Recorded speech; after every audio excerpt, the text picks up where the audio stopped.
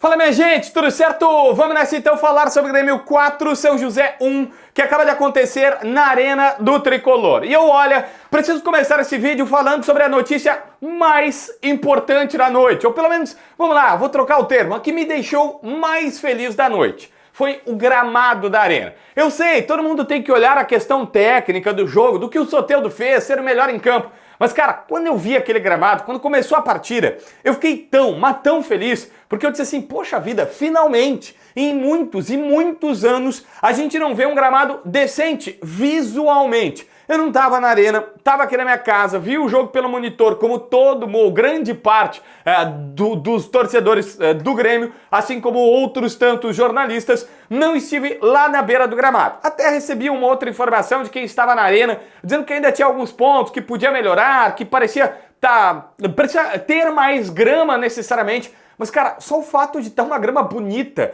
e de não ter aquela sensação de estar num potreiro, de estar num negócio ruim que a gente estava vendo historicamente na arena, eu já fiquei feliz, tá? Muita coisa ainda precisa ser feita. Tem todo um ano, tem mais 60, 50 jogos pela frente, né? Não, na arena não dá tanto, né? Mas enfim, tem uma penca de partidas para acontecer. E finalmente, nós temos a impressão de ver uma coisa decente, de ter um espetáculo, porque futebol é nada mais do que isso também, né? De ter um produto interessante para se assistir. Então isso me deixou feliz. Eu sei que não é a análise da partida, mas eu queria começar por aí.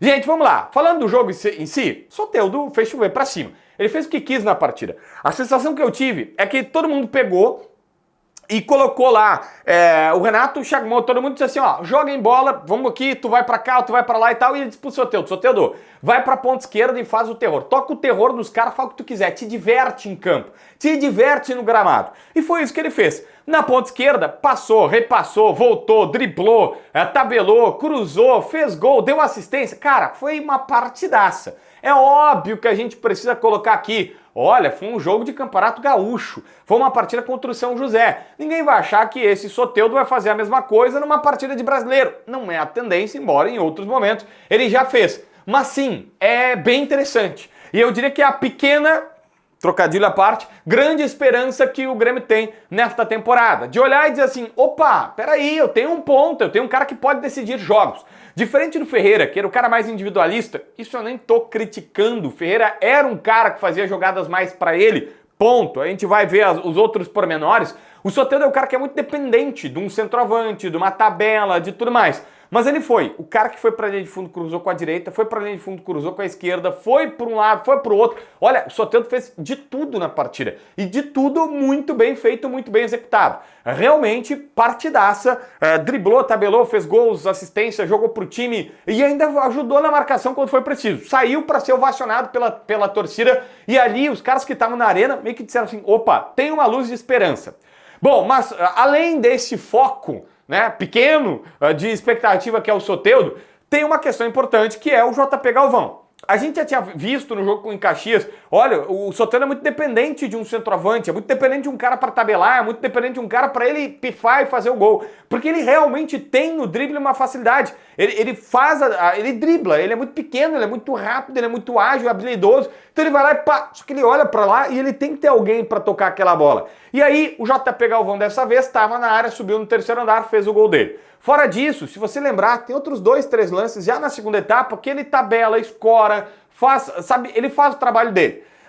É um ponto importante também analisar que o jogador, a gente sabe o cara que não tá nem aí pra coisa ou o cara que tá interessado em fazer dar certo. Quando acontece o gol, ele claramente, ele mal comemora porque ele sabe que ele tá devendo. Não é marra, não é nada. Ele sabe que ele está devendo. Ele sabe que ele precisa entregar mais. Isso seguramente fez toda a diferença na hora da comemoração que ele abraçou os companheiros, evidentemente, mas ele sabe que ele está precisando ir melhor. E isso o Grêmio tinha dito já recentemente, pessoas disseram, olha, a gente não sabe o que está acontecendo com ele, mas talvez é um agora vai. É o primeiro gol só. Então, assim, a gente tem uma expectativa de agora vai.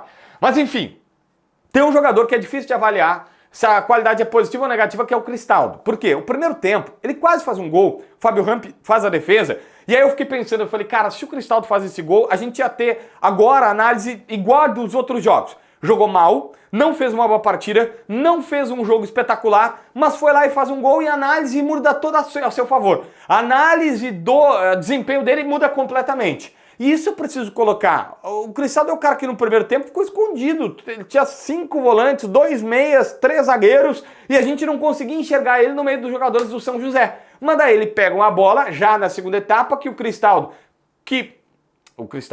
o Soteldo dá assistência e o Cristaldo vai lá e faz o gol, né? Ele faz a jogada, pelo menos, e ele vai lá e faz o gol. E aí muda toda a análise, fica muito mais pró ele, fica muito mais interessante pra ele. E isso, cara, pra mim não serve, vou ser bem sincero. Pra mim é a mesma coisa do ano passado. Se tu olhar os melhores momentos, vai ver, esse cara aqui deu uma assistência e deu um gol. Se for sempre assim, beleza. Mas e todo o restante que tu precisa desse cara? E todos os outros jogos que ele não faz isso? É difícil, cara. É bem difícil de avaliar o Cristaldo por conta desses números de participação, mas eu queria mais dele. É isso que eu tenho pra falar pra galera aqui. Gente, Marquezinho. O Marquezinho começa dando confiança pro torcedor. Porque assim, tem 2 bolas já difíceis do começo do jogo e ele vai lá e faz. Só que assim, quando ele faz um movimento que nem é bonito, tá? E eu vou falar mais sobre isso na sequência. Ele faz um movimento que tu olha e tu diz assim, esse cara sabe o que ele tá fazendo. Ele é tão seguro, ele é tão convicto daquilo que tu tem uma noção de, beleza.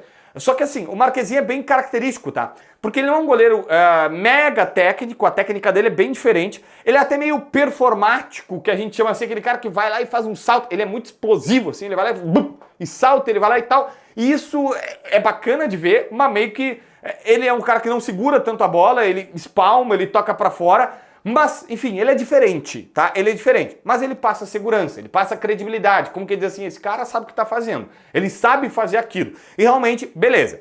Eu só tenho a pontuar o pênalti. 2 coisas sobre o pênalti. Primeiro, se é o Grando que rebota aquela bola, e ele deu um rebote, se é o Grando que rebota aquela bola, a gente tá reclamando aqui pra caramba. Então esse é o primeiro ponto a ser colocado, que ele, deu um rebote. Segundo, talvez não fosse pênalti. Eu acho que o árbitro tinha que dar uma revisada no VAR, que não existe. Não tem VAR nessa fase. Mas se revisasse, talvez ele podia se safar. Porque ele rebota, é um erro, vai para o atacante deles e ele consegue, de fato, com a parte de fora da mão, ele dá um tapa. Se tu olhar bem no replay, no slow motion, primeiro ele toca na bola e depois toca no atacante. Aí talvez ele fosse ver no VAR que, não, mas mesmo tocando na bola, o atacante ainda tinha chance de disputar e quem sabe fazer o gol porque ele ia estar caído, né? Então ele tirou a chance do atacante de disputar o gol e tal. Beleza, podia ser olhado. Mas como não tem VAR nessa primeira fase do Gauchão, escolha dos clubes que não quiseram arcar, tem que aceitar isso. André Henrique entrou bem, mas cara, o André Henrique custou 1.200.000 euros e teve toda a polêmica da renovação. É óbvio que agora a cobrança dele tá muito maior. Ele tá marcado na paleta dizendo, tem que correr, tem que jogar, tem que marcar gol, tem que dar assistência. Ele participa ativamente da assistência do Reinaldo e a gente tem uma régua baixa com ele por um guri do Ercílio Luz que veio por preço baixo, mas agora ele foi comprado por 1,5 milhão de euros. O Grêmio apostou nele. Tem cláusula de compra em dezembro de mais 1.800 milhões de euros, ou seja, um cara que nós estamos falando aí de 13 milhões de euros, 16 milhões de reais. Isso é preço de centroavante quase consagrado no futebol brasileiro. Então assim, tem que mostrar o seu futebol. Achei interessante que o Natan Fernandes entrou legal lá na ponta direita, a gente estava na expectativa, o jogo contra o Caxias não foi tão bom, ele entrou melhor, ainda tem que ser mais, tem que jogar mais. Acho que entre ele e o Galdino eu ia nele, mas eu entendo o Renato também não soltar tanto o guri assim tão facilmente como titular. E Jeromel Kahneman. Cara, Jeromel Kahneman é a dupla histórica do Grêmio e que talvez a gente esteja vendo os últimos momentos. E quem sabe ainda dá um suco. Jogaram os 90 minutos, não preciso falar aqui o quanto que os caras são monstros, e a partir de agora vai ser aquela, vamos dizer assim, será que voltou? Será que tem como ter uma continuidade? Não sei, a gente vai ter que ir vendo. Mas é interessante ver Jeromel Kahneman. Gente, é um jogo de gauchão contra o São José, na arena. Tem muito asterisco, só que é chato ficar aqui toda hora dizendo, olha, pois é, então, jogo do gauchão. Eu fiz a análise, mas agora eu peço que você tenha coerência, cabeça no lugar e pense assim, cara, é só um jogo de gauchão, tem muita coisa para acontecer. Se inscreve no canal, assina a notificação, deixa teu like, comenta aqui embaixo para ver mais vídeos.